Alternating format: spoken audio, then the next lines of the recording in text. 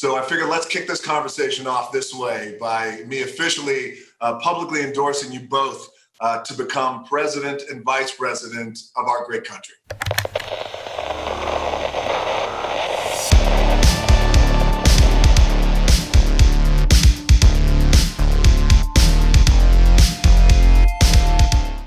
What's going on, guys? It's Steve Legend here, back with another video. Hope you're doing well. I thought today that I would cover the recent video that Dwayne The Rock Johnson posted to his Facebook, where he officially endorsed Joe Biden and Kamala Harris in the race against Donald Trump for the presidency. As a wrestling fan, I think I'll just put it out there.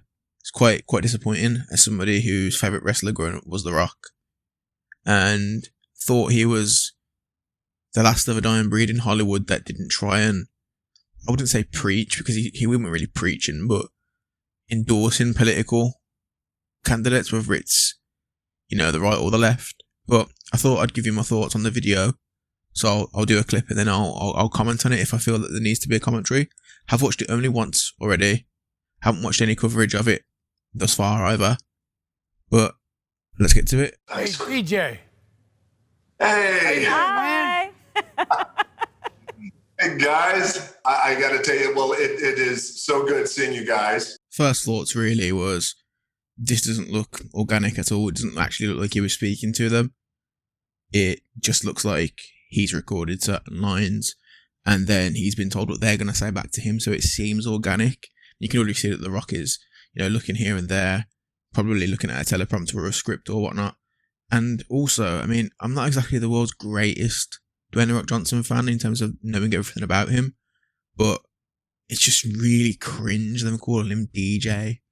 I've never ever heard anyone call him that before, even in interviews with him as a wrestler around his family, a wrestler called Roman Reigns, who's his cousin. Never heard anyone in the wrestling community call him DJ. He may go by that, but I've never heard that before. But it's cringe. You hear Kamala Harris. I mean, to be fair, everything about Kamala Harris makes me cringe anyway, but you know. Thank you. It is a pleasure to see you. I'm a huge fan of everything from Fast and Furious, all of them, to Jumanji. So thank you for your work. Kamala Harris pretty much showing how fake she is there, saying that, oh, she loves his work from Fast and Furious to Jumanji. I mean, there's not much of a gap there, really. They're both, you know, AAA blockbusters in Hollywood. No mention of his work in wrestling. No mention of his work in lower budget films, you know, like Tooth Fairy, Walking Tall, and all the other films, Scorpion King. Obviously, they were early in his career, but she pretty much named the most contemporary thing. So, again, just her knowledge of pop culture seems to be very, very shallow with Kamala Harris. Every time she talks about pop culture and celebrities and stuff like that, it's really shallow. So I figured let's kick this conversation off this way by me officially publicly endorsing you both to become president and vice president of our great country. Oh, that's fantastic. Thank you. And there you go. There's Dwayne The Rock Johnson's, or DJ as they keep calling him. There's his endorsement, his official endorsement of Joe Biden and Kamala Harris. He's remained apolitical throughout his whole career. And to be honest with you, Rock, I mean, I love you, man. I still love you now, but you should have just kept out of it, man. Like, you were a saving grace in Hollywood. You should have just kept out of it, even if you were going to vote for them. You guys are both obviously experienced to lead. You've done great things. Joe, you've had such an incredible career. You've led, in my opinion, with great compassion and heart and drive, but also soul. So here The Rock talked about how much compassion and heart Joe Biden has throughout his career. I mean, dude, come on, Rock, man. This is a guy that signed the 90s crime bill that incarcerated many men for very minor crimes, which disproportionately affected black men in the hood. They were getting locked up for decades just for carrying minor possessions such as weed and stuff like that. Really, really minor crimes. This is Joe Biden we're talking about. This is Joe Biden that has done ringing endorsements of pro-segregationalists. I covered that in one of my earlier videos. You know, Joe Biden has not done much in nearly 50 years, 47 years of politics. What has he done? What did he do for the black community when he was the vice president? Some say that the vice president is actually more important than the president. The president's just the figurehead. The vice president's the one who actually puts in a lot of policies. That's what a lot of people say. It's like that in the UK as well. Not so much at the moment, but sometimes. Kamala, I'm going to embarrass you just for a little bit because I'm going to talk a little bit about your amazing experience. No, DJ, ugh. Yeah. DJ goes on to talk about Kamala Harris and say he's going to embarrass her and list off her fantastic achievements. Yeah, granted, she's all of those things, but wouldn't you talk about the fact that she laughed about attempting to imprison parents whose children truanted from school? What about that? That's embarrassing her, Dwayne. That's embarrassing her. What about the fact that she makes herself out to be a hypocrite every time she talks? Look at the Breakfast Club. Oh, I smoked weed when I was in college. If she smoked weed when she was in college and then incarcerated men in her career after college for weed possession, that makes her a hypocrite. Or she's a liar and she never smoked it in college. What about Kamala Harris just recently saying that Tupac's the greatest rapper alive? No one makes that mistake. Nobody makes that mistake at all. Unless she knows where Tupac's hiding. Unless she's let the cat out of the bag. Dwayne, you really actually could have embarrassed her. But instead, you gave her platitudes that she doesn't deserve. The fakest of the fake. Joe, you and I have talked about the relationship that you had with your father. As you just saw, The Rock then goes on to talk about Joe Biden's love and his compassion and his admiration for his father and the fact that he respected his father so much. I mean, come on, like, that's not I've never heard Joe Biden talk about his father, but perhaps that's just because I haven't looked for it. But somebody who is proud of their father and loves their father is Donald Trump. Donald Trump's always talking about his father and how much of an inspiration he was to him and how he helped him build his empire. How, if it wasn't for his father, Donald Trump wouldn't be where he is today.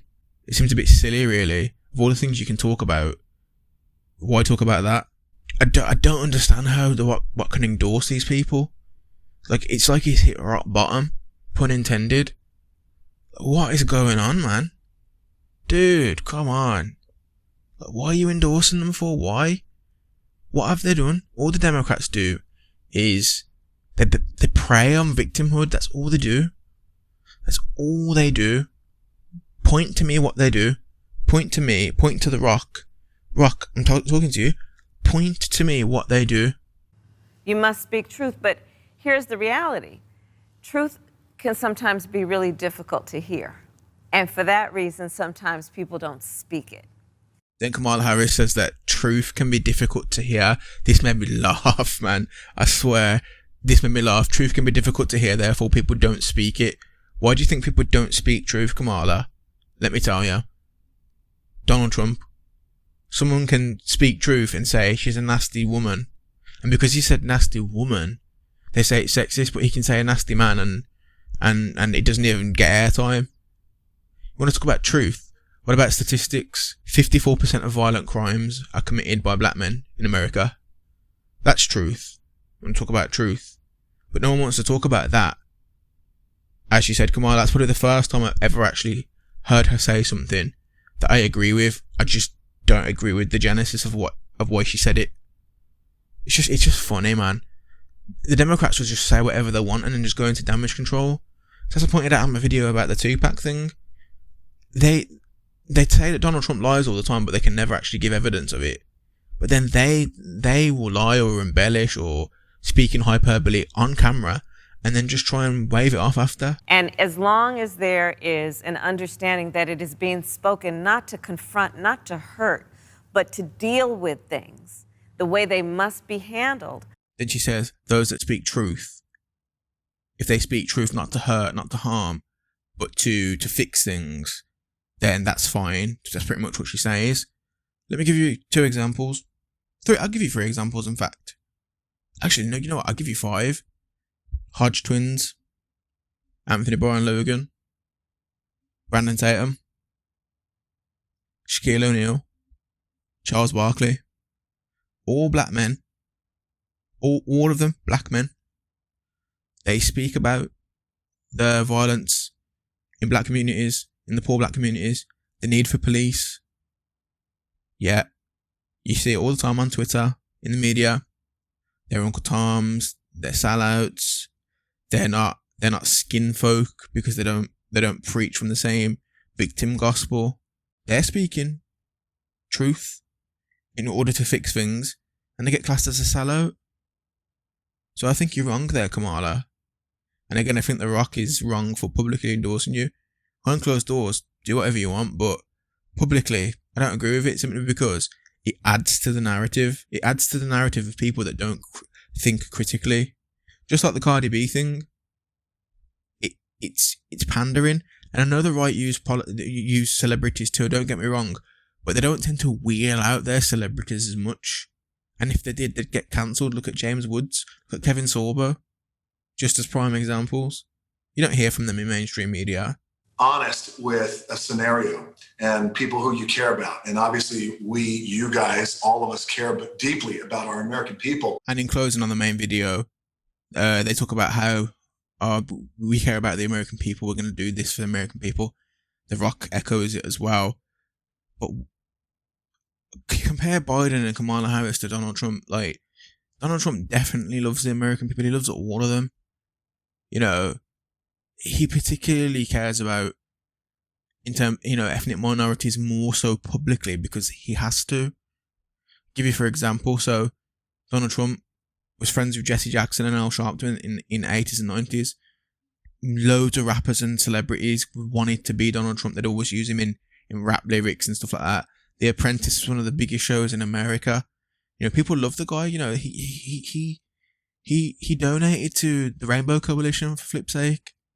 Like, this guy is not a racist. Like, and even if he was, let's just say the argument say, even if he was, yeah, like, they're just, even if he was, they would just be his personal views. His conduct says otherwise.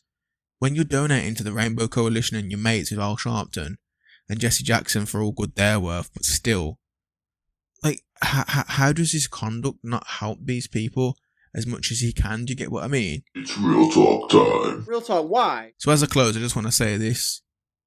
I can't believe The Rock's done this. Genuinely, it's obviously his prerogative. He's allowed to do whatever he wants. He don't care about some geezer on YouTube, yeah? But imagine how Vince McMahon's feeling right now. Not that Vince McMahon's relevant to The Rock anymore, but imagine how Vince McMahon's feeling. Donald Trump's his boy. Like, Donald Trump is his friend, like, his good friend.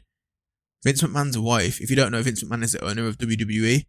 Vince McMahon's wife, Linda McMahon, served on Donald Trump's board. So they're close, they are mates. They are genuine friends in real life. The only way I would accept this as a person, as a wrestling fan, as a person, more so on the right than on the left, is The Rock just doing this so he can actually make a return to wrestling and actually get booed? Because no one would ever boo The Rock. He's so well loved around the world, as a genuine down-to-earth good guy that's good at everything that he does. Yeah, he's a superstar.